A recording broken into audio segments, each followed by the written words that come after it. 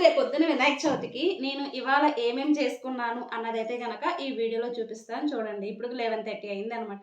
మా బుడ్డోడైతే ఇంకా పడుకోలేదు. వీడు పాలి కడిగాడనమాట. కదా! పాలి ఎవరు కడిగాడు?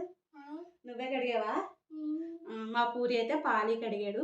వినాయక చవితి అనే కాదు, ఏ పండుగొచ్చినా ముందు రోజన్నవి ఇలాగ ప్లాన్ చేసుకుంటే రేపు రోజన్నది చాలా హ్యాపీగా అవుతదనమాట. రేపటి కోసం కావాల్సినవన్నీ అయితే గనక ముందుగానే ప్రిపేర్ చేసేసుకున్నా. పూజకి కావాల్సిన సామాను, అలాగే పత్తిర్లు, ఫ్రూట్సు ఏవేవైతే కావాలో అవి. అలాగే లడ్డూని కూడా ప్రిపేర్ చేసేసుకున్నాను కాబట్టి లడ్డూని కూడా పెట్టేసుకున్నాననమాట. ఇలా మా పాలికి ఏంటంటే టీవీ స్టాండొచ్చింది. దానికి మేమైతే ఇలా కట్టుకున్నామనమాట. పాలీని కట్టుకున్న. పాలీకి ఫ్రూట్స్ అన్నీ మా ఆయన కట్టాడు. ఇలాగ కింద ఒక టేబుల్ ఉంది. ఆ టేబుల్ మీద నేను ఏ పూజ చేసినా అయితే గనక చేసుకుంటాననమాట. ఇలాగ పసుపు రాసి, కుంకుమ రాసి బొట్లు పెట్టేసుకొని నాకు నచ్చినట్టుగా ముగ్గులు పెట్టుకున్నా. అలాగే ప్రతి గుమ్మానికి తోరణాలు కట్టుకున్నా.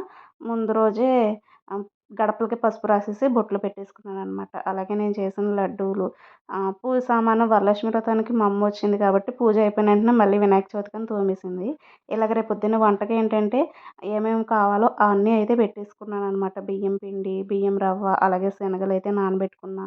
నెయ్యి కావాలి కాబట్టి నెయ్యి, పెసరపప్పు, శనగపప్పు వీటన్నిటిలో నీళ్ళేసుకొని నానబెట్టుకుంటా. వేటిలో నీళ్ళేసుకోవాలంటే వాటిలో. అలాగే నేను శనివారం చేస్తాను కాబట్టి పిండి దీపాలు కూడా చేసుకున్నా. ఫైనల్‌గా అంట్లు కూడా క్లీన్ చేసేసుకున్నాననమాట.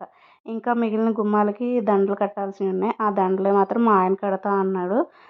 పైకి అందదు కదా నాకు అందుకననమాట. ఇదండి నేను వినాయక చవితి ముందు రోజు చేసుకున్న ప్లానింగ్. వీడియో నచ్చితే లైక్ చేయండి.